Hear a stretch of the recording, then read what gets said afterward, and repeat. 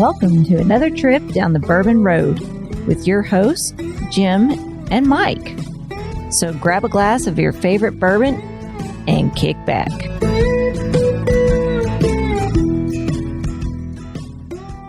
Hey, this is Big Chief, and you're listening to the Bourbon Road. You know what I love to pour in my old fashions is a little maple syrup. Can't be just any maple syrup. It has to be from Seldom Seen Farms up in Ohio. He takes bourbon barrels, pours his syrup in there, and ages it for 6 to 9 months, making for some delicious syrup that you could pour on pancakes. You could pour it on waffles, chicken and waffles like this fat guy likes. But seriously, you want to make a delicious cocktail with some maple syrup and not that old simple syrup. Check out seldomseenmaple.com. Pick up some stuff from there today. We'd appreciate it. Hello, everybody. I'm Jim Shannon. And I'm Mike Hyatt. And this is the Bourbon Road. And today, Mike, we're out on the road. We are. We've loaded up the, what do you call that vehicle of yours? The Red Chariot. The Red Chariot. We loaded up the Red Chariot with all the gear, and we set the compass towards whiskey. And where did it bring us? That's all where that truck goes is whiskey, right? We headed west, and we ended up at Foregate Whiskey Company, East headquarters, I guess you'd call this. Okay. And we're with Mr. Bill Straub here. We've been trying to do this interview for, man, it feels like 2 years now. Yep, definitely does. Yeah. Well, Bill, welcome to the Bourbon Road, man. Well, thanks so much for having me. I appreciate it. Pleasure to be here. Yeah. We're glad you invited us here, and we're looking forward. This ain't our first rodeo with some Foregate whiskey, though. We both experienced it. Wonderful. Numerous times, bottles. We got plenty of listeners that are super fans, I think. Yeah. So one of your relatives too. Yeah. You're probably talking about Ritter. Oh, Ritter. Yeah. Yeah. He's a good friend of the show, and we get to run into him every now and then, and it's always fun. We've got a lot of whiskey on the table today. From what I understand, these are some bottles that have not been released yet. They'll be out any day at a couple of our online retailers and probably within the next week in most brick and mortar stores. Okay, listeners. So listen in as we go through these today. These are things that are going to become available very soon, and you'll want to take your notes and pick out your batch number. And that's a glorious wall of whiskey you have behind you, by the way. Thank you. That's something else.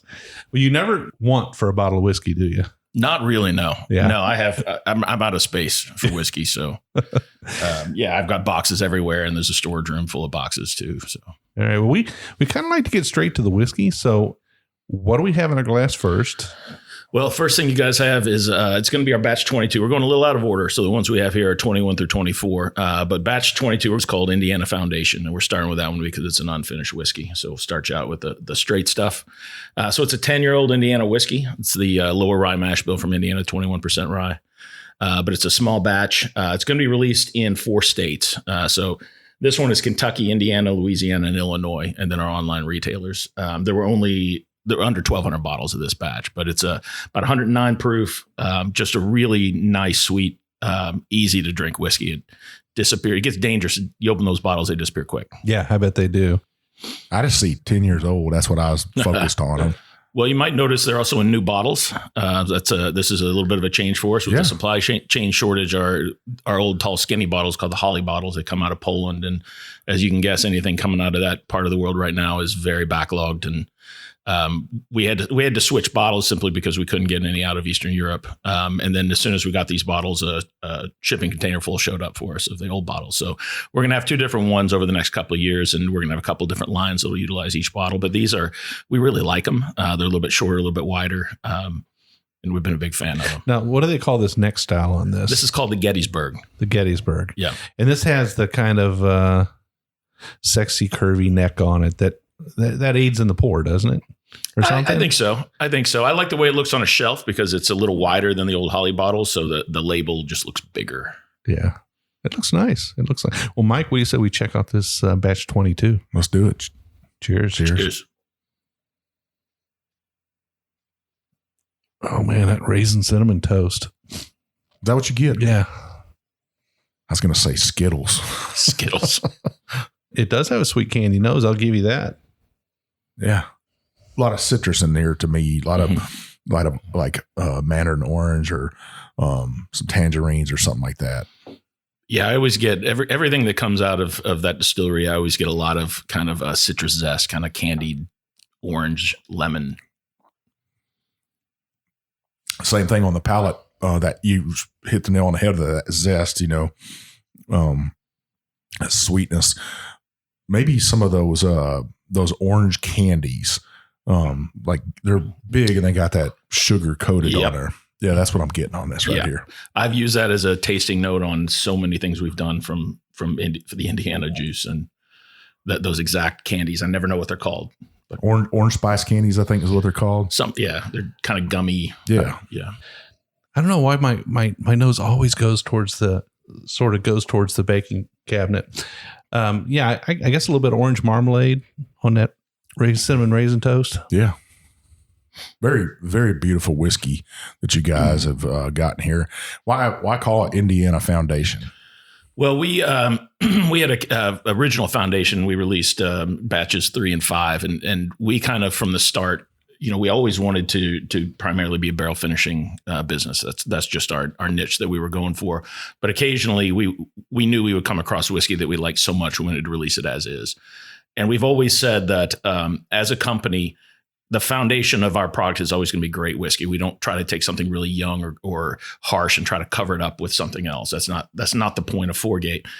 So when we find stuff that we just think is so good and we want to release it as is, we do, and we call it Foundation because it's the foundation of our business. So our first one was just called Foundation. Our Tennessee distributor didn't get much of that at all because it was such a small release. So they asked us shortly after to do a batch for them. So we found some Tennessee bourbon and released it as Tennessee Foundation. And this was distilled in Dearborn County, Indiana. So we called it Indiana Foundation. Oh, cool. So cool. So tell us a little bit about, how the idea of Foregate kind of blossomed. I mean, obviously it's you and others. Mm-hmm. There's 2 of us. Yeah. So I was a blogger. I owned modernthirst.com and ran that for 7 or 8 years.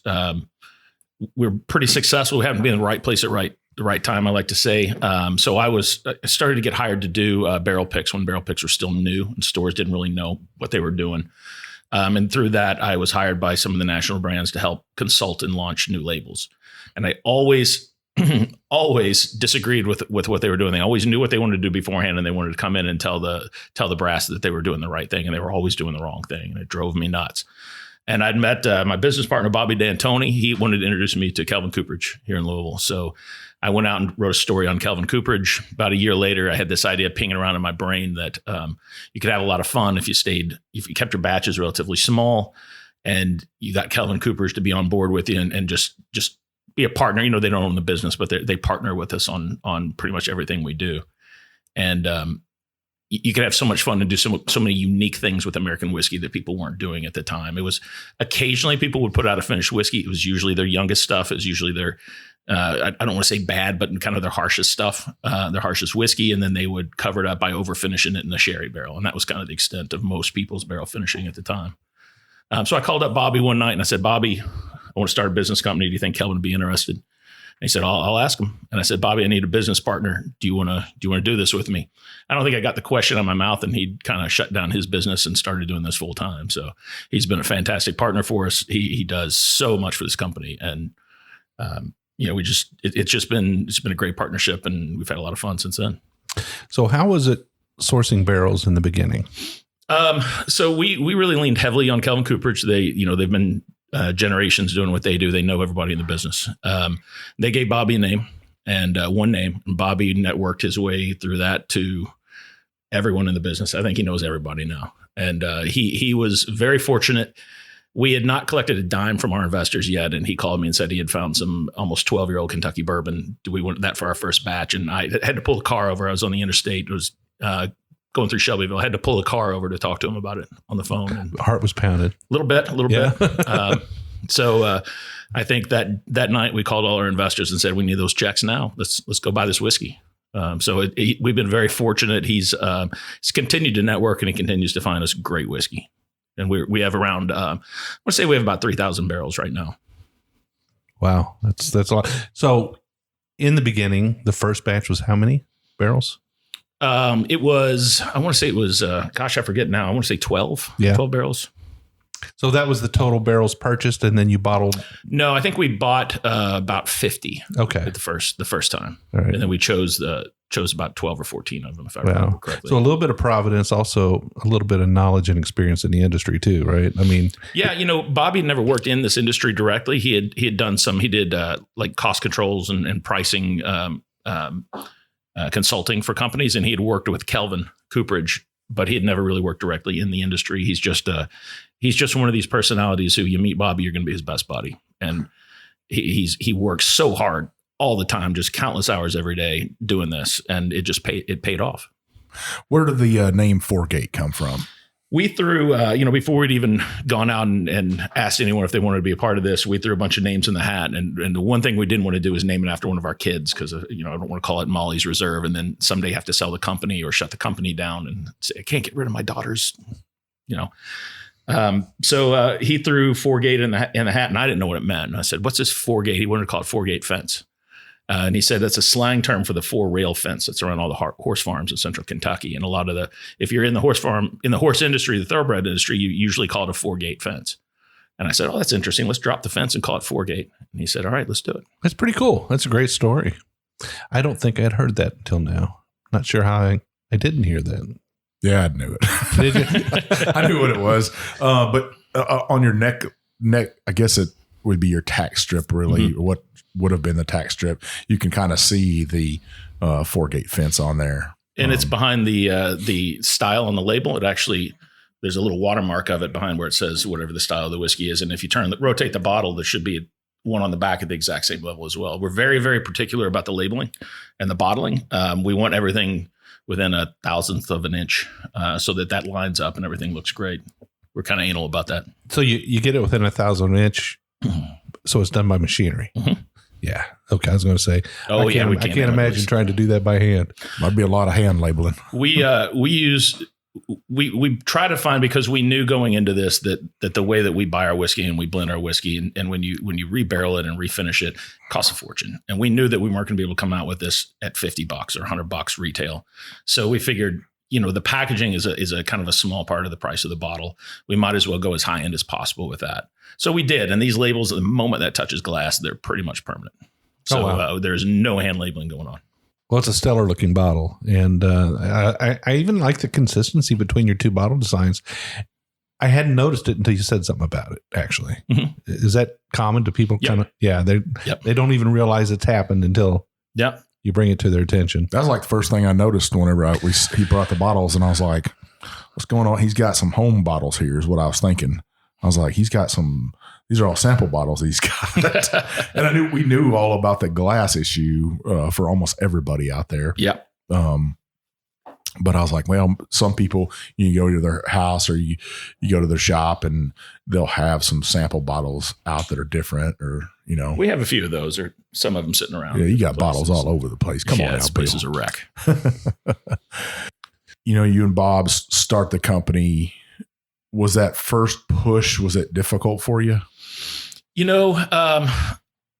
was a lot more work than I thought that went into it. And again, Bobby, the fact that he hit the ground running doing this full time made this a lot smoother than it could have been or it would have been.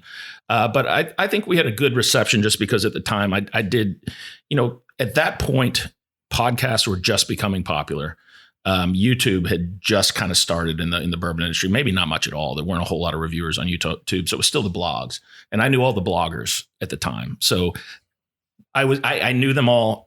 We had shared samples. We'd talked many times. So I did share samples with all these folks beforehand, and they were ready for it. So we had a pretty good presence in social media on the bourbon side when we came out. Since then, pretty much everything has moved to podcast and YouTube video type of stuff, and Instagram, if you like the pictures, the photos, I guess. Yeah, it's pretty quick to get the word out, but your whiskey still needs to be something to talk about, right? Mm-hmm. And I don't think Foregate's had that problem since day one. No, we're very particular about what whiskey we'll use. If we don't like it before we barrel finish it, we will not put it in a bottle. We just won't. We'll let it age. We'll sell it, whatever we have to do. We don't want to. We're not trying to cover up a bad whiskey with a barrel finish. We're trying to give you great whiskey and just kind of round it out a little bit, give you a little extra flavors with it. So we try to never over finish anything. We want you to taste the underlying whiskey first, and then the hints of be it sherry or port or rum or something else that's on there as well. So we're in the low 20s for batch numbers. Mm-hmm. You have obviously gotten into your groove. Have you noticed a significant pickup in the business and the adoption of your product across the market? I think what we really notice is our distributor. We work with Republic National for every state except Tennessee. We're Littman Brothers in Tennessee. They really have pushed us to expand within their footprint. They're in, I think, 39 states. So they've really kind of helped us, let us know what, we need a new high-end bourbon to go into Texas or Louisiana or something along those lines. Can you guys fill that?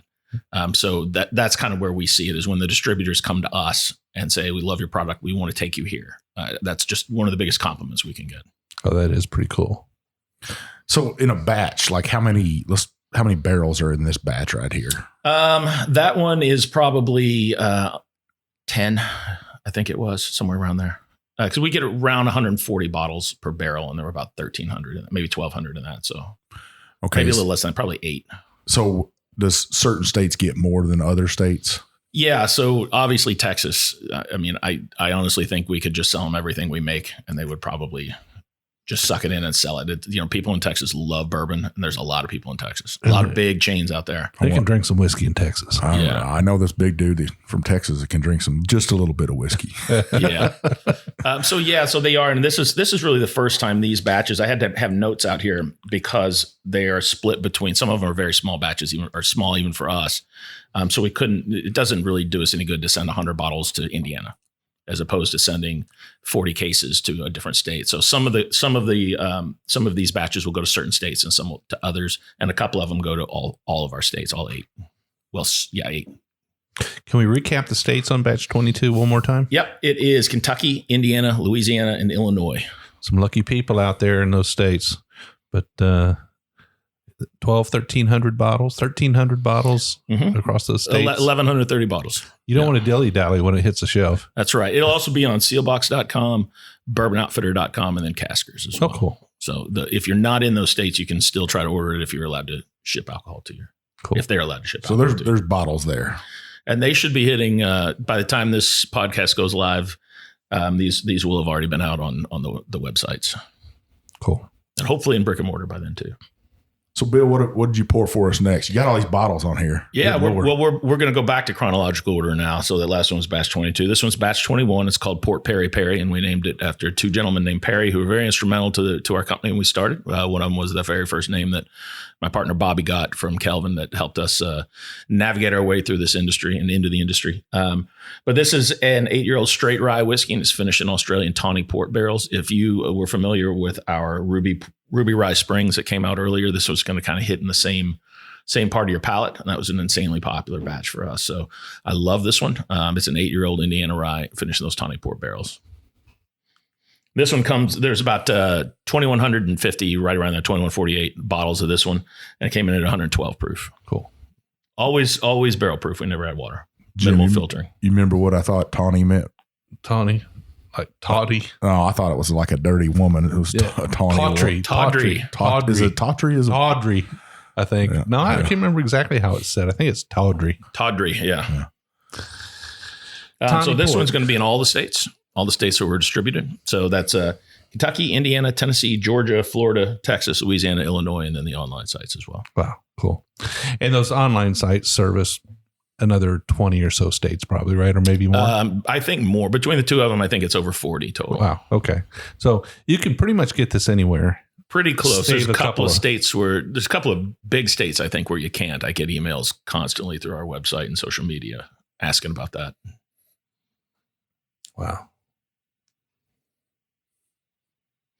This has got a little bit of a candy nose to it, doesn't it? I'm picking up more on this one than I did the last one.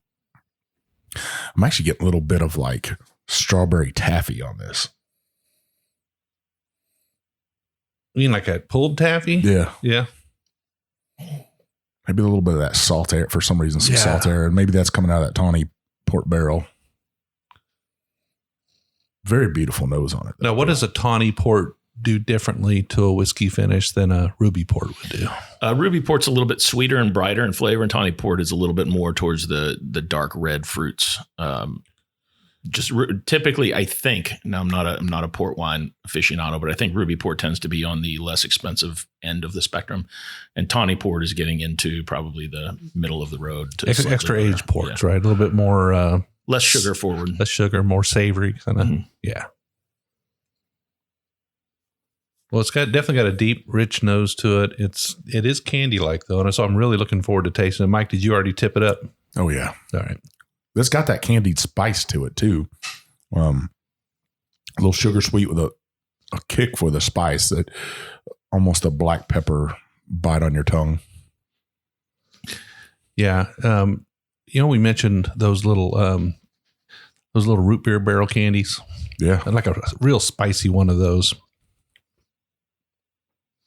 That's a great rye whiskey. And it's not like anything I've had before. Very different. Well, that's kind of what you want in a 4-gate whiskey, right? I hope so, yeah. You want something. Is it nice to hear people talk about your whiskey like that and give you notes? We want to give you something different. There's one thing that Bobby and I said starting out is I don't want to just, go source whiskey, put it in a bottle and send it. I don't want that to be our business model. We'll do it when we find something we think is really good. But if I want to do that, I can just go buy someone else's whiskey and I can buy it a lot less expensively than my own. So. Well, not speaking about 4-gate specifically, but let's talk about your palate and what you like. What really gets you excited out there when you try somebody else's whiskey? I like spicy bourbons. So I like a high rye bourbon for the most part. I like barrel proof. I don't want it to be overly tannic and overly aged. So I think the sweet spot, depending on where it's been aged, is anywhere from 7 to 12 to 14 years at most. It just kind of depends. But typically I like a straight bourbon on the spicy side. Awesome. And your partner? He's a rye guy. Okay. Loves a rye. So both of you like the spicy whiskeys. Mm-hmm. Awesome. Now I appreciate a wheated whiskey or, on the sweeter side as well. But typically I like the spice. Well, this has got a great warming effect, Mike. It really sticks with you. I would definitely say this thing has a long finish. Yeah. Wow. I mean, if I drink a 4-gate whiskey and I didn't get all that, then I would probably be a little upset. I'd be like, man, I'd feel cheated almost, because I think your consumers have come to expect the best out of a 4-gate whiskey. I hope so. All of them want that same bam, this is something new I haven't tasted before. Yeah. And I'm sure it varies from market to market, but in general, for those listeners who don't have experience with 4-gate, what can they expect to see as a price tag on these bottles? They should retail around $199. Okay. All right. So this is something that is you definitely want to open up. You don't want to buy it and keep it, because it's an amazing pour when you get it. You want to enjoy it. But I'm sure you've got your collectors out there. There are folks who like to have every bottle we put out, and we've got a number of them that come and see us a lot and have us sign bottles and all that fun stuff. But I make whiskey to drink. Yeah. I drink it. I don't collect. So I guess if you're going to collect, buy 2, drink 1. And I agree. I agree totally. Maybe 2 cases of each. Hey, there you go. Well, it's kind of hard to corner yourself a couple of cases, I would imagine, right? It depends. Yeah. I mean, if you find a retailer who's got it out there, not many people are going to say no to selling 6 bottles at once. So. Yeah.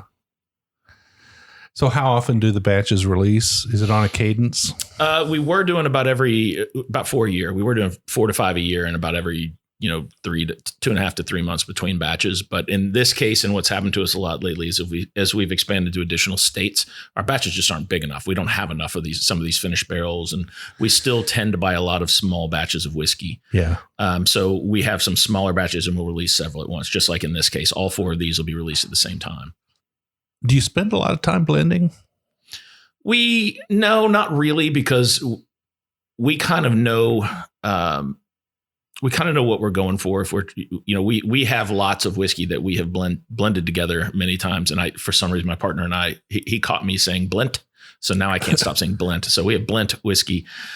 We've done some of these batches so many times, we kind of know how it turns out. And if we want something spicy, we know from what we have, what can kind of make a good spicy whiskey. So you can taste the barrels, take your notes, and then from that, put together a batch. Pretty well. Yeah. In some ways. Yeah. It depends on what we're blending. If we're if we have a new lot of whiskey, obviously there's a little more experimentation in that. Yeah. Now, do you do all your tasting at Barrel Proof? Mm-hmm. Yeah. So a lot of people, when they do palate proofing of whiskey, tasting of whiskey, they'll proof it down in order to try and, get it under the microscope. Yeah. But you've accustomed yourself to drinking it full proof. So yeah, I just never drink whiskey with water. So yeah, I don't really blend that way. All right. Well, we've talked about that before. You do drink it with water, and some people won't use distilled water. They'll use just tap water. It could give your whiskey an off-putting taste too. We're lucky here in Louisville. We have great water. The municipal water in Louisville is some of the best in the world, actually. So ours has very little iron, if any, content. Basically none in Louisville. And iron is really what is going to screw up the flavor of whiskey. Turns it darker and black over time. So if you happen to be lucky enough to live in Louisville and have Louisville Water Company water, you're pretty much okay unless you got really bad pipes going into your own house. And they even have it's probably the only water company in the world that has a section about bourbon at the water company website. I don't know if you knew that. I didn't know that. That's pretty cool. Did you read that, Mike? Yeah, I have somebody else was talking about that, about their ice and how ice is made from that, and it won't tarnish your whiskey when you put it in it. So the Louisville Water Company is very proud of that. I'm not sure a lot of people put that together. The fact that an ice cube is local water, right? I mean, so you got to be kind of careful there. Yeah, if you had a well at your house or something and you didn't have a good water table and you had a lot of iron in there, it could give your whiskey an off-putting taste. And people that are like, oh, that's a bad whiskey, but I put ice cubes in it. It might not be the whiskey. It might not. Yeah. I don't You're know. always safest with distilled water. You can buy a lot of bottled water if it's not spring water. You never know with spring water. Yeah. But a lot of bottled water is so filtered that it's good too. But yeah, you're always, if you want to be on the safe side, use distilled water. No question about it. All right, Mike. Well, that was a fantastic rye whiskey. I think for me, that was a little bit more on my profile. I like that a lot. I think you liked them both. I could see it in your face. Yeah, I like that. That candy taste to me, that sugar sweetness and stuff. That would be, if you're a weeded bourbon drinker, this would probably be more in your palate line. And if I could compare it to a weeded bourbon, something like Maker's Mark's 46 cask strength that has that spice to it, these would like pair right up against those because of that. That spice, but it still has that sugary sweetness that I'm looking for. Perfect whiskeys and stuff. Something to savor. I know a lot of people are probably saying, okay, this is way out of my price point. But if you were going to buy a whiskey, a really nice bottle of whiskey, this is something you want to buy right here. Yeah, I think a bottle, like that bottle of rye we just tried, would be something that would last on my bar for a while because I would visit it. I'd visit it and I'd invite friends over and we would visit that bottle and it would tend to go down a little bit slower than others, I think, but only because it's got that special flavor profile. It's kind of unique. It's not something you get every day. I wouldn't pound it down, put it that way. I'd definitely enjoy it. Now, as a manufacturer or producer, you like to hear people making your bottles go empty. I killed a bottle last night. Great. That just means they're going to buy another bottle to consume too. There you go. Some people that say, hey, that's too expensive of a bottle for me. It's funny because some people go out there and try to spend $400 or $500 on a bottle of Blanton's, but they'll say this is too expensive. You go chase those secondary bottles that are only 90 proof when they could get this right here, and it's barrel proof. It's got that punch to it, right? Yep. So I'm gonna tell you, you're gonna get way more in a whiskey like this than something you're buying at that secondary market, which, Jim, I'm not a big fan of. Yeah, you and me both. Yeah. Spend your money on something like this. Spend it on 4 days. Especially if you like that 90 proof bourbon, just take one of ours, add about 30% of water to it every time. It'll last you a lot longer. It's like getting a bottle in the third every time. Yeah. That's a good point. All right. Well, we're up against a break. We're going to sit here and finish off what we've poured. And when we come back, we got a couple more whiskeys, maybe even 3 if we're lucky. Maybe. Awesome. Might have a little surprise for you here. Awesome.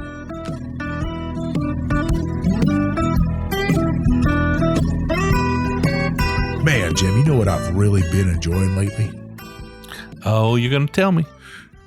some of that Seldom Seen Farms maple syrup that's been aged in bourbon barrels. It is absolutely delicious, not only in a cocktail, but you can cook with it, right? You can. You absolutely can. Now, Mike, Kevin just sent me a new shipment, so I got a little bit more. And I've been making some beef jerky lately. Really? Yeah. Now, I know you're the meat master, but I tried my hand at it. I said, I want to make some beef jerky. And I've got a pretty decent beef jerky recipe. And it's got a little bit of soy sauce, a little bit of Worcestershire, a little bit of, onion powder, garlic powder, those kind of things. But I always put brown sugar in it. Well, this time Kevin sent me a bottle of his granulated maple sugar. Wow. And I decided that I was going to substitute the maple sugar for the brown sugar. Oh, game changer. Let me tell you. Total game changer, huh? Total game changer. Some of the best beef jerky you've ever had. So I'm going to make another batch here in about a week, and I'll be sure to get you some. Man, that sounds delicious. Vivian took, and we just got an air fryer like most people got these days, right? And she took and soaked fresh pineapple in that maple syrup and then put it in the air fryer, and it kind of crisped up a little bit. Oh, sounds good. It was just magically delicious. And people probably wonder why we love it so much.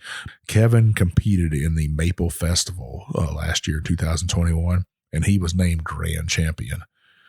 That's saying something. So Seldom Seen Farms, grand champion of the 2021 Maple Syrup Festival. Yeah. Wow. That's saying something. Yeah. You're going up against some heavy hitters in maple syrup. And I know we're talking about just the syrup, but, that's something to be proud of. Hats off to you, Kevin, for winning that. Kevin's also competing in a couple other competitions. Make sure you check out his website. Check out his social media on Instagram and Facebook.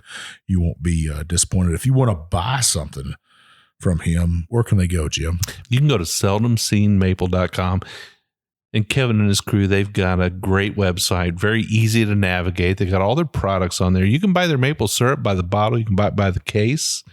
You can buy that sugar. Oh my goodness, Mike, that stuff is so good. And they've got some other gift sets there too. So you definitely want to check it out.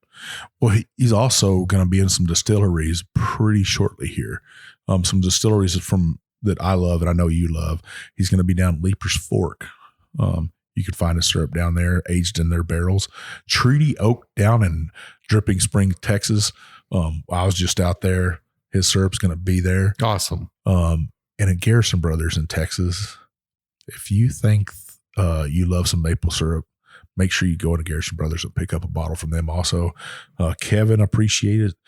I know he loves people. You're supporting a local farmer, a local product, a small family. This is no factory place that's putting out maple syrup, right, Jim? This is a good man doing good work. Yeah, gotta love it. Well, make sure you check out his site, like Jim said, seldomseenmaple.com. Pick up a bottle today.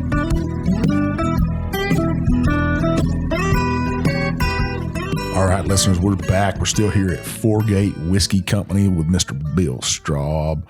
He's filled our glass up with something new here. Pretty excited about. Bill, what's in this glass? We're moving on to batch 23. This is called Barosa Creek. Now, this is, you may have seen us do recently a couple of different times. We call it a Brye, B-R-R-Y-E. So it's our blend of bourbon and rye. So this is a blend of 6 and 7 year old Kentucky straight bourbon and an 8-year-old Indiana straight rye. And it is, they're all high rye recipes. So it's both of the 6 and 7 years are 21% rye. And then it's 95.5 Indiana rye for the other portion. And then these are finished in Australian tawny port casks, very similar to our Port Perry Perry, although this one is a Brye instead of a rye. So Brye. Yeah. So I guess Boo Rye was already taken, right? Trademarked. Yeah. We couldn't use it. Trademarked. Yeah. But that, it's not unique. I mean, it's being done a little bit here and there now. People are finding the benefit of marrying those two whiskeys together. And, the reason we did it the first time, a little secret, we were trying to make a very spicy whiskey for our batch 17, the Split State by Kelvin. We were using French oak casks for it already. And I was doing that because, as I mentioned, I love spicy whiskey. So I was trying to make the spiciest whiskey that I could, basically. And we really didn't have enough bourbon barrels at the time. And Bobby suggested we try a Brye, a Boo Rye. And we started blending around and figuring out the percentages, and we found something we really liked. And it was so well received, we did it again. And now this is our third iteration of it. And we'll probably take a break from them for a while, just because I feel like we don't want to inundate people with the same blend over and over. But sure. But yeah, it's this one's fun if you like spice. This one has it. Now this one's up in a proof a little bit too. It's 121.3. 121.3, yeah. So it's going to have a little kick to it. Now, why Barosa Creek? You have to ask Bobby on this one. He named it, and I think Barosa Creek. I don't want to say. I think it has something to do with the region from Australia where these came from. I'll have to ask Bobby to be sure on that. So another tawny port finished, very spicy whiskey. And the nose is very creamy, caramelly kind of. You're going to get a lot. This is very different flavor wise than the Port Perry Perry, just because the bourbon notes on this really bring out that kind of caramel vanilla that you don't get at all in the Port Perry Perry. Yeah, vanilla cream, caramel, a little bit of butterscotch. As a matter of fact, despite the fact that we just tasted 2 tawny port finishes in a row, these really have nothing in common on the palate. You getting any fruit notes there, Mike? No, I'm actually getting this like Heath candy bar from this. I've heard chocolate and caramel before on this. Things along butterscotchish. Yeah. I'm ready to taste it. Cheers. There should be some fruit notes on the palate on the back end of it. Some people have mistaken this for a rum finish. Oh my goodness. That is a flavor explosion. We really do like this blend. This is blend. really, really good. We really like this Bry blend, and we'll use it again, but we're going to take a little bit of a break for a few batches before we do it again. My goodness. I've never had anything like that. That's pretty good. Yeah. Yeah. That's winter chicken dinner right there. So this one's 121 proof, and there were 1,280 bottles of it, just under 1,300. And then this one's going to be distributed in Kentucky, Georgia, Tennessee, Florida, Texas, and Louisiana, and then online. Okay. Well, folks, they're all good, but this one's a little extra special. Of course, we haven't had the others yet, so there's still more. Right. There's still more in front of us. But wow, we're not done yet. This is pretty impressive. Very complex whiskey, layer after layer after layer on this. You just keep going, and you probably have a book full of tasting notes on this if you really wanted to. We could, yeah. I have them, and in fact, I've got some sheets here because I have to refer to them to figure out what states they're all distributed in because they're all different. But I always put tasting notes on the sheets because they help the distributors sell the bottles. Essentially, they have to go to store owners who can't always drop what they're doing to taste whiskey to decide what to buy. But I hate giving tasting notes to consumers. I'd rather you taste it and tell me what you taste. I hate because when someone gives me a tasting note, immediately when I try something, that's where I go in my head. And if I taste it with them not telling me, I have my own opinions and my own ideas. So, but I will on request. I just tend to prefer not to. Yeah. So they're on our website. Anything we're allowed to legally put about the whiskey, we put on the website. So this is the third time that you've made a bourbon rye combination batch. Mm-hmm. Were they all tawny finished? No, the first one was a split stave. So it was we have Calvin makes these barrels exclusively for us, where they make a series of toasted barrels, a series of charred, and they break them down before we use them. They put them back together, and it alternates between toasted and charred staves. Looks like a zebra inside it. Oh, cool. So the first one was just pure French. That was French oak as opposed to American oak. So it was just a Bry whiskey, and that still qualifies as a straight whiskey because it's new oak. Sure. So no, this is the only tawny port finish we've done on. Oh. Yeah, this is phenomenal. I don't know that I've had one of the. Yeah, I probably did. Did you have the others here during your? Was that a New Year's Eve? We did Christmas party. Christmas party, yeah. You did have those out. Yeah, I think we did. Yeah, because that's our Christmas batch. It's the red label. I was having a good time that night. I don't remember the whiskey too much, but it's good people, good fun. Our last one was the other one that we did was our Calvin Collaboration 4 this year, which is kind of our signature line. And that was the Bry blend finished in Oloroso sherry and dark rum casks. All right. So dual finish. So one more time, recap the stats on this, the components that go into it? It's a 6 and 7 year old Kentucky straight bourbon and an 8-year-old Indiana rye. Okay. And that's 75% corn, 21% rye, 4% malted barley on the bourbon, and then 95.5 on the rye. 121 proof, 121.3 to be exact, 1,280 bottles. How long did it sit in the tawny port barrels? We try to keep everything between 30 and 50 days. We don't want to overpower the whiskey. Okay, so just a light finish on those. They're always, we try to always do light finishes. A few of them, we've got some coming up, we've let go a little longer. And in fact, I think the Port Perry went a little longer because I just wanted to really pop that tawny port. Yeah, I mean, the depth of flavor on this is just tremendous. It's really good. This was number 23. Mm-hmm. Yeah, make a note, folks. And Write that it is down. Kentucky, Georgia, Tennessee, Florida, Texas, Louisiana, and then go to sealbox.com, bourbonoutfitter.com, and caskers.com. Awesome. And see if you can grab that one. Your glasses are pretty nice too. I've noticed the engraving on there is super deep. That's I think Sterling Cut Glass does those for them. With deep etch is where you got to go on these. You can do the sandblasting, and they look great for a little while. They're not as pronounced, but they'll wash off if you put them in a dishwasher. So do these break easier because of that? I've never broken a Glencairn Really? in my entire life. Wow. Mike, any you kind. break them all the time. Well, you take enough photos, you're going to break glass or two. I say that, and I'm going to break 10 of them in the next month. Yeah. But I've never actually broken a Glencairn of any kind. Well, cheers to Sterling Cut Glass. I think that's a fine. It's got a really deep profile on it. And you It can is. buy these on your guys' website. No, we don't sell any merchandise on the website. Well, you can buy shirts and hats and stuff through the website, but that's a kind of a print to order type thing. Okay. We don't carry any. We don't want to mess with taxes and sales taxes and all that stuff on things like that. But we do order them in bulk, and we tend to give them away pretty often. As a matter of fact, we could probably do that today. Send out one of these deep etch glasses. Yeah, they're super nice. I mean, I'd like them. And you guys are welcome to keep one. Oh, well, thank you very much. I'll take you up on that. I wish we had some of ours with us. I'd return the favor. Not a problem. We might have to go to this glass, Jim. I mean, I like that. That's super nice. Not that it makes the whiskey taste any different. I mean, there's just whiskey's something still about good, holding but- a glass that you really like with a good whiskey Oh, yeah. inside it. I Oh, yeah. like to Yeah. have something with a little heft, which is why I like the Glencairn over some other ones, because the base gives you a little weight to it. I wish that they'd make just a giant Glencairn for me. And those Canadian ones, but they're not quite the same. Yeah. Yeah, I need a bigger glass sometimes, but that's what rock glasses are for. Yeah, and I like a rocks glass with a big heavy base on it too. Yeah. I want to feel that heft. So let's talk a little bit about the future of Fortgate and Okay. what's coming down the pike. You guys are obviously on batch 24 now, which we'll try here in a few minutes, but 24 batches since 19. 2019. Man, that's quite a record. We've they tend to be small, so but we are growing. We are virtually doubling in size every year, pretty much. We've got a lot of neat stuff coming down the pipe. So as we expand into these different states, one of the things that our distributor has asked for is they call it a consistent SKU, which is that barcode on the back. It's hard to you have to resell yourself from scratch every time you go into a new state because your batches are always different. They can't have tasted your back batches and know what's coming forward. So we took kind of a look at our portfolio to see what can we do that is kind of able to be replicated pretty consistently. We've secured a lot of barrels of about 7-year-old Kentucky straight bourbon. It's really good whiskey from a heritage distillery. And we can obviously have Kelvin Coopers make those split stave barrels pretty much whenever we need them, as long as they have capacity. So we're going to have a slightly lower price in the $175 range, I think.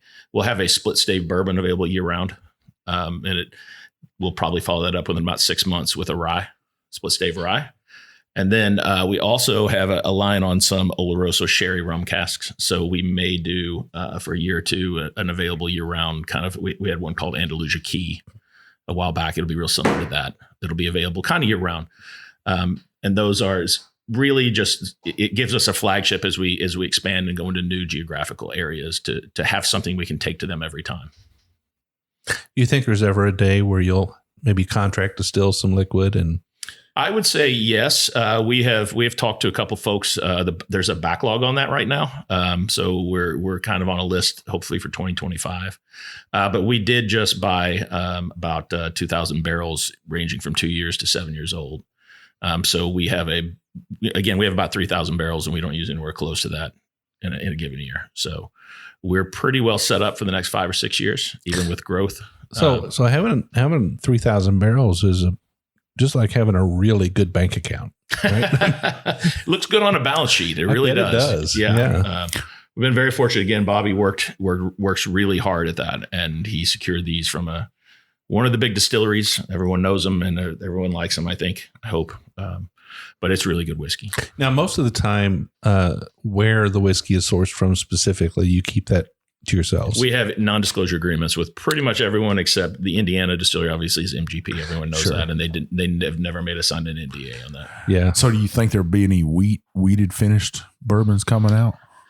I've always said that I would really love to get a wheat whiskey and a wheated finished bourbon just to have one and have a nice soft sherry finish or something on that. But as it stands, because of the popularity of certain labels that we all know that are wheated, you just can't find it. You just can't find it. So we don't have any. I would like if Bobby can ever run across any, or if I ever run across any, we'll probably jump on it. But whiskey's getting insanely expensive these days too. Sure. By the barrel.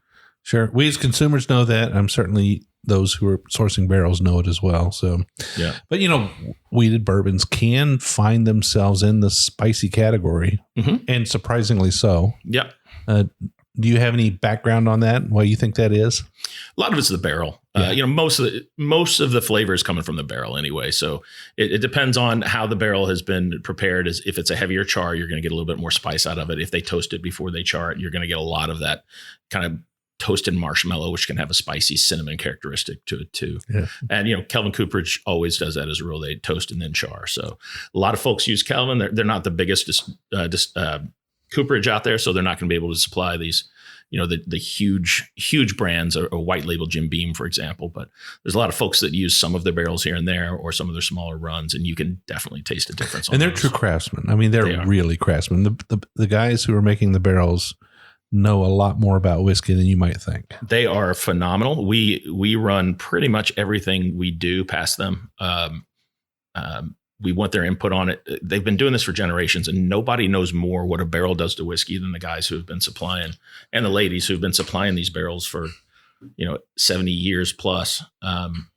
They're just phenomenal. They'll tell you a couple of times we've gone to them with an idea, and they just say, no, it doesn't work. It's been tried before. Don't do it. Yeah, I mean, there's two industries I think in particular that just have this huge cache of information on whiskey making, and one of them is obviously the cooperages, and the other is like Vendome.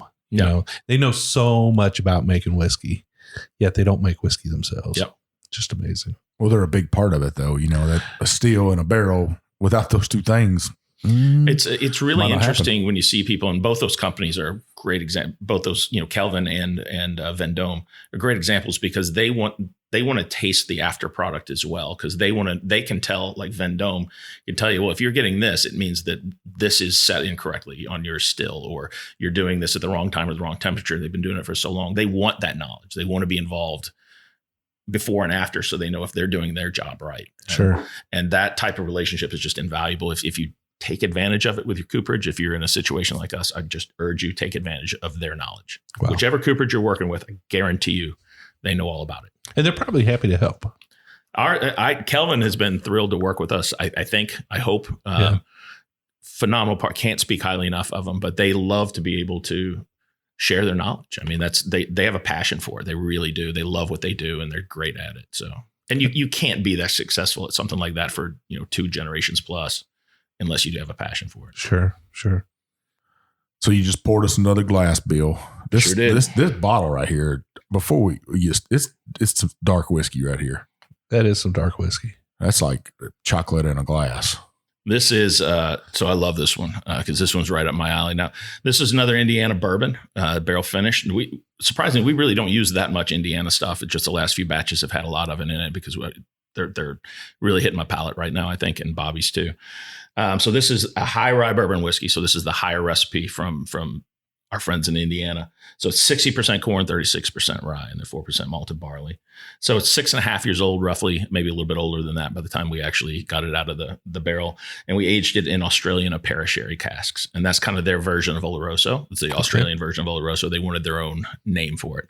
Comes off a little bit sweeter than Oloroso from Europe would generally taste. So 36% rye. This is the high rye mash bill from MGP. Mm-hmm.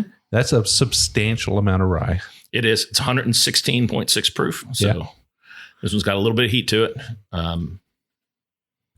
Of course, anytime you finish something in a sherry barrel, it's going to sweeten it up and add a little nuttiness to it. Sure. But it takes a little bit of the edge off too. A little bit of butter on that nose. Buttery nuts. Really? Yeah. I'm getting a little bit of floral notes on this one, like deep red floral notes, like roses and stuff. Maybe a little burnt toffee on this. Yeah, I think that's the toffee note, is that buttery toffee kind of. 2,178 bottles of this one. So this went to, I think, all the states: Kentucky, Florida, Texas, Indiana, Louisiana, Illinois, and Tennessee, and then online. Now it says bourbon down under. Yep. What's up with that? Well, the down under, we had a rye down under earlier this year, and they're Australian casks, so that's where the down under came from. And then Bobby, he's kind of the label whisperer, I think, on batch names. So he wanted to do the under upside down. Now, are the Australians get any of this? Hell no. Why not? Because we're not. We don't export. I know a couple Australians that would love to get a bottle of this, though. Yeah, I think they're going to need to come visit. They're going to have to come visit. Yeah. Oh, James out there, buddy. You're just going to have to come visit us. And we appreciate you sending the sherry casks, but you're going to have to come here to drink it. Yeah. His suitcase might already be full. He's going to have to ship back a shipping container full of whiskey for himself. Well, we have had several of them are Tawny Port Caster Australian as well, and so are these a pair of sherry. We found through Kelvin. There's a place out in Australia, obviously, that has tons of these barrels to export, and we brought in, I think, a shipping container full of them. We love them.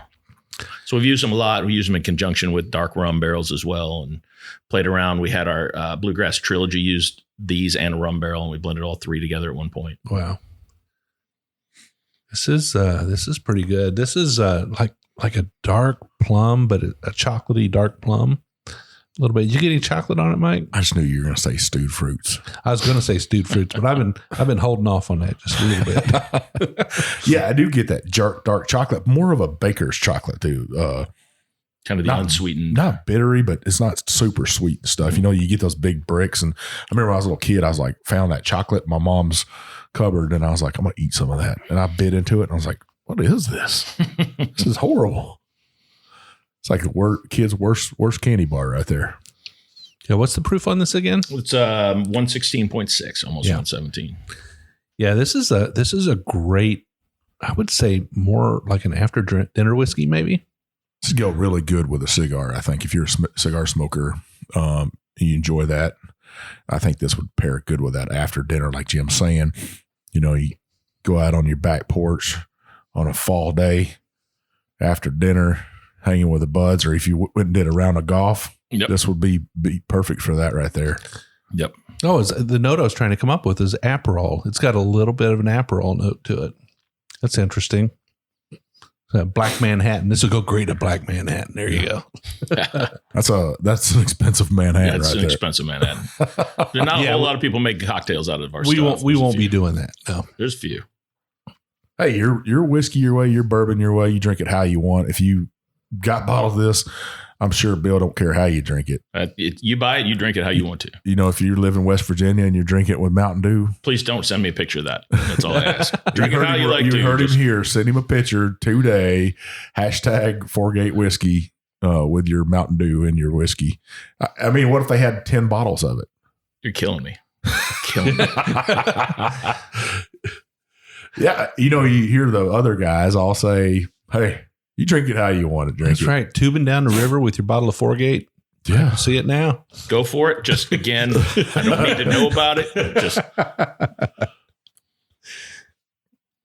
yeah, this is a phenomenal whiskey as well. And again, they're all so very different from each other, but they're at the same time different from anything else out there that you can get. So if you're looking for an experience, if your whiskey journey is about trying things that you haven't had on your palate before, 4Gate's got the ticket. Yeah, the finish on this right here, it just sitting on my palate. The sweetness right there, that chocolate. It is like I ate a candy bar with that soft caramel inside of it. You know, it's kind of oozed out and stuff, but it just the texture on it is amazing. I get along.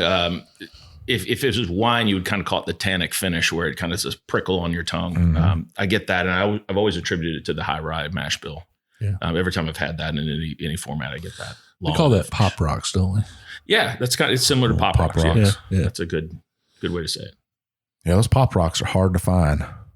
They're allocated these days. And Neckos are hard to find too, but you found me some. I did find you some Necco candies the other day. I saw them and I was like, I got to buy those. We got to quit with these tasting notes of candies that you can't hardly find, right? It's the Just shows our age, I the think. Blantons of candy these days. Mm. That's a wonderful, wonderful whiskey. I guess I should have mentioned we're talking about what we have coming out in the future. Our second round of single barrels will be coming out here in the next month or so. So we have a lot of those. I think there are 40 barrels this year. We did 20 last year. So how's the exciting. how long do the stocks last of that stuff? It's pretty quick to go. Well, I couldn't tell you. I couldn't tell you how quick they leave stores. I know that they tend to sell out. Yeah. Yeah. But we didn't have any trouble selling the barrels. That's all I know. Yeah. And all of ours, we do 30 days in a toasted cask after we. So that adds a significant level of sweetness to it. Mm-hmm. Little kind of roasted marshmallow, creme brulee, stuff like that. Yeah. Yeah. Wow. We thought about doing just straight whiskey, and then we kind of decided that wasn't us. We wanted it to represent us as a company a little better on the single barrel program. So. The last sip of this right here it had a saltiness to it, like salted caramel. Like it just, I said you could come out note after note after note with this right here. It really opened up in the glass. It seemed like it. Yep. Yeah, great whiskey. Now you poured something for us that we're just going to call the bonus. Yeah. So this one is kind of special to us. We bought 3 barrels of this, and it yielded under 120 bottles total. It's 14 years old. This is an Indiana Foundation. We already had the 10-year one. This is a 14-year one. So we have less than around 100 maybe total to sell. So they're all going to be released in one day, one place, I think. For the most part, there might be a case or two on one of the online places, but this is a 14-year Indiana bourbon, straight bourbon. It's 144 proof. I've never seen one that high before. It is just a phenomenal whiskey. Insanely expensive. The barrels were crazy expensive, and then the yield levels were so low. We didn't really have any choice of what else to do with it. We just had to put them in bottles. Now this is a little bit outside that age range. It's your target range, but you're stepping out of the box once in a while to create something. If you have to taste it, you can't just reject it because it's 14 years old or 15 or 16. Sometimes there's phenomenal barrels of that. And in this case, these were great barrels. When we tasted it, we loved it. We wanted to put it out there for you. Very unique nose on this. Yeah.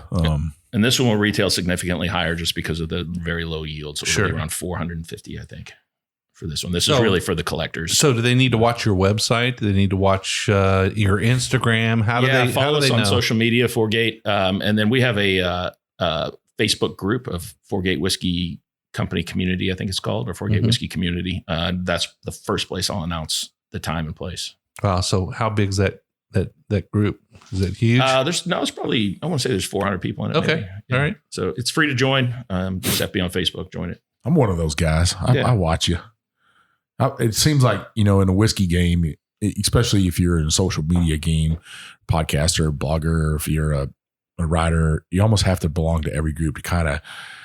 You don't want to miss something. You don't want to miss something, but man, sometimes it can be super overwhelming. It can. There's just a million, you'll have a million cross posts, I guess you would call it, where there's the same information in 6 different places and 18 people post the same thing in the same site. And it's a lot. All you whiskey companies, a lot of people don't know this, but like Jim and I, we both get emails from, let's say, you guys, or from Jim Beam, or any whiskey company out there, but everybody gets the same email, and then everybody kind of floods the market with it and stuff. And I'm sure some listeners and some consumers out there are like, hey, it just seems overwhelming and stuff. And it's just part of the business. It is part of business. Some days we don't release that stuff all the time because everybody else is releasing it. Yep. Or we don't review stuff when everybody else is reviewing. We might wait a little bit, and or sometimes we're the first. It's nice to be the first sometimes. Yeah, it all depends on the situation. We're kind of careful about what we do. 144.3 proof. It's hazmat. Does that add any complexity to the whole distribution of it or anything, or is that just a fable? No, it's really a fable. I mean, no one flies these things anyway. They all go on trucks. So Sure. it's not a big deal. And in our case, we're not really distributing it. It's going basically to, there'll be just because Kentucky ABC doesn't love you to sell everything at one location. They want it spread. There'll be a couple cases are going to go to online places, and there will be probably 2 or 3 other cases spread around other places. That's it. Will this be at both Justins or just the Louisville? Just Louisville. Well, they might send some to the other Justins. Okay, that's up to them. That's good. This thing's only released in Kentucky. So I'm going to tell you what, it's got a little bit of Kentucky Wildcat in the glass. Well, it's funny because it was distilled in Indiana, but, Really? it's got an a Indiana little one. bit of bite to it. It's got a little bite to it. This is, back in the day, you used to be able to get some of the limited release stuff from other companies that was old and very high proof hazmat. And it has this, when you get up in that level, it has this ability when it hits your tongue, it feels like it's just evaporating. And I love that. Absolutely love it. And this has that. It's the first thing we've ever. I probably would have called this cat scratch fever. I mean, it's amazing though when you nose this that the ethanol is not overwhelming on your nose. I mean, hardly at all. Well, that bottle's half empty, or maybe a little more than half, so it's had some time to open up and air out a little bit too. Sure. But it does have that quality where it hits your palate, and you can just feel the ethanol kind of leave and evaporate, and it just leaves you with the concentrated sweetness of the whiskey that spent 14 years in those barrels. Those barrels were on their last leg too when we got them. Otherwise, this would have been a cherries on that. Little bit. Yeah, it's like some cherries soaked in Everclear, kind of. I don't know about that.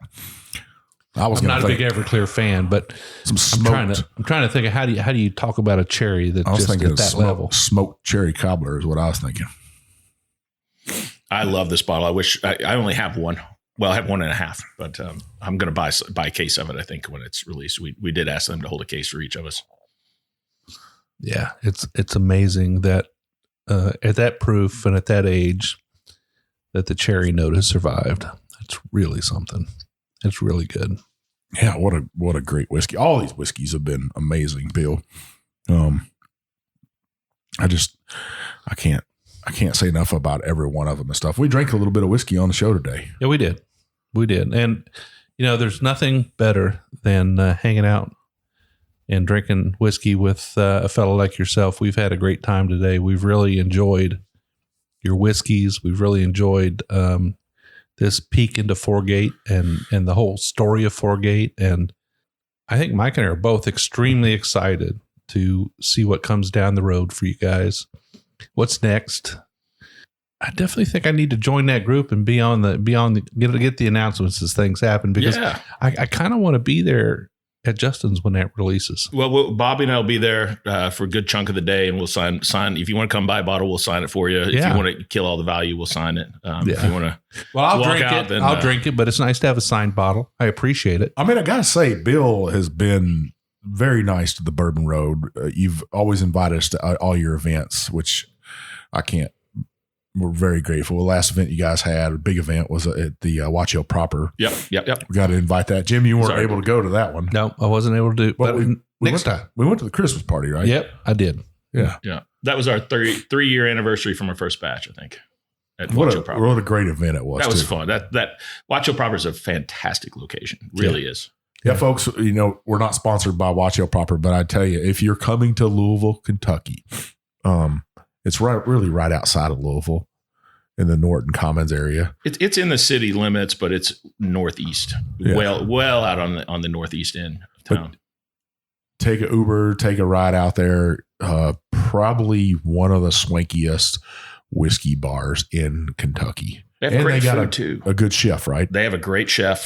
Food's fantastic. The staff is as knowledgeable as you'll find anywhere. They're helpful. They're if you don't know what you want, trust me, they'll help you find something. And they got every whiskey there is. And I think it's 2.5 stories of whiskey wall. I mean, I pity whoever has to go up on that ladder.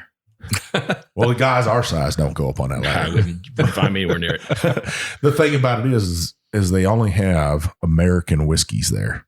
There's nothing else. There's no Scotch.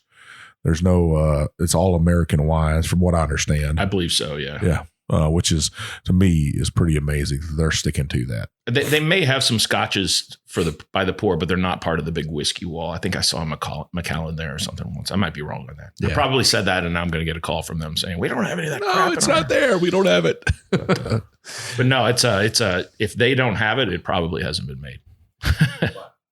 Well, Bill, where can our listeners find you guys on like social media? You named off a couple places. Yeah, we're on Twitter, Facebook, Instagram. I guess that's it. I don't really think there's a whole lot else out there. You have a website. We do have a website, fourgatewhiskey.com. Yeah. You can email me at bill@fourgatewhiskey.com, but please don't ask me where, if I know where you can find a bottle of batch 3 or something like that. I don't. Yeah. And like Bill said, you could go on Facebook, join their Four Gate Whiskey Company community, 365 members strong. Join us there. I'm sure you got a couple rules in there. Yeah, it's just, don't spam us with outside business stuff, and don't buy or sell bottles, please. Don't sell bottles on there. Yeah. It's not a trading and buying site. Sure. Take it offline if you're going to do something like that. Well, Bill, you said something about doing a giveaway a little bit earlier. I'm sure you perk some ears up. They're like, well, he's about to say it right now. But what do you got for one lucky listener? We'll do one of these finely etched Four Gate Whiskey Company Glencairns. We've got some collector's coins. I'll send one or two of those. And I think we got some bar mats that we just got in, so I'll send one of those out too. Oh, that's cool. That's cool. Some lucky listener out there, what you got to do the day of this release on Wednesday in the morning until 9:00 at night, like we always do. You got to be 21. You got to reside in the United States. I'm sure Bill don't want to pay for shipping. Please don't make me ship something to Germany. Or something like that. But you got to reside in the United States. You got to obviously follow Four Gate Whiskey, follow us, and then in the comments below, tag 3 people and hashtag Four Gates Whiskey to win that. I'll pick the winner at 9:00 that night. Not 10. Not 10 o'clock. Us old guys, we got to get in bed. What time zone are we talking about here? Eastern time zone. Yeah, all right. Yeah. I got to get in bed early. That's right. Real early. So yeah. So you West Coast people, you need to be getting your comments in by 6 p.m. Just do it first thing in the morning when it comes out. We'll be done. Yeah. You don't have to be first on the list. The last person on the list could win just as easy as the first person. That's right. We've had the last person win before. It's all a randomizer. It just depends on enter 1,000 times, tag 1,000 people. We don't care. We want more people to buy Four Gate Whiskey. This is what this giveaway is all about. We want to introduce you to this brand right here. Bill, man, we can't thank you enough for being on the Bourbon Road, obviously sharing whiskey with us because, Jim and I love a little bit of whiskey. A little bit. Just a little bit. Yeah. Yeah, so this has been a nice edition, a nice high proof Sunday edition for us. I know this episode comes out on Wednesdays, but we are drinking whiskey on Sunday today. It's been a whiskey weekend, Jim. It has been a whiskey weekend. We appreciate you inviting us into your company here. We appreciate you sharing your whiskey with us. We feel already like you're a good friend, and we look forward to many opportunities to sit down and share a pour with you in the future. Thank you guys so much for having me on. This has been a blast. The only thing I regret, Bill, is that we didn't get you to pick up a guitar. No, you don't regret that. Trust me. It'd get you to sing and you would regret it if I sang, and you would definitely regret it if I tried to play guitar. Oh man. All right, Michael, where can people find us on the internet? We're all over the place. You can find us on YouTube, Twitter, TikTok, Instagram, Facebook. Our main place is our private Facebook group, the Bourbon Roadies. You can go in there and join. You got to be 21 to join. You got to love bourbon. Hell, who doesn't like bourbon? And you got to agree to play nice. Whether you drink from the very bottom of the shelf, some old 10 high, or very top of the shelf like Jim likes to drink, some old George T. Stagg or some Four Gate whiskey. Four Gate, yeah. There you go. Yeah. Seriously, come in there and enjoy yourself. Feel no pain in there. Nobody's going to hassle you. You want to celebrate life. You want to celebrate a birthday. Celebrate anything you want. Hell, Jim, somebody in there the other day posted a bottle of 10 high and some Old Crow. Well, good for them. Yeah. Good for them. That was probably Ritter. No. Come on now. He posted none of that stuff. I'm glad to hear that. In the words of Planet Fitness, it's a no judgment zone. Yeah, right. Yeah. So you can come into the Bourbon Roadies and you can drink and share knowledge of the whiskeys that you particularly like. And if it's from the bottom of the shelf, maybe that's what you can afford. People need to just leave you alone. I do have one request, that if it's 4Gate and Mountain Dew, don't put a picture on there. If you do, don't tag us. Well, Jim, how many shows do we got a week? Well, we got 2 shows every single week. Every Monday, we do a craft distillery episode where we highlight a single expression from a craft distillery that's doing it right, stepping outside the box. We like to shine a little bit of light on them. We'll let you know once a week when we're drinking that, whether it's something you should add to your bar or not. Now, that's just Mike and I, right? We know what we like, and we're sharing our opinion on it. Every Wednesday, we do a full-length episode like today with 4Gate, where we'll go into a little bit deeper on the subject. We'll have several expressions on the show. We'll break it up into 2 halves. We'll get you to work. We'll get you home. We hope you listen to both episodes every single week. And Mike, what can they do to make sure they don't miss a single episode of the Bourbon Road? So listeners, what you want to do is you want to scroll up to the top of that app, hit that check sign, that plus sign, that subscribe sign, whatever your app has. Once you do that, that app's going to tell you, hey, these 2 jokers got a show that comes out today and you need to listen to it. Then what I'm about to say, scroll on down, hit that 5-star review, those comments. We would love those, but you know what's going to happen if you don't.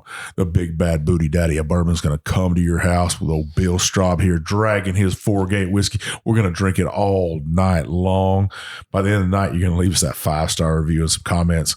But seriously, those comments, those reviews open up doors to distillery like 4Gate and Bill Straub to us.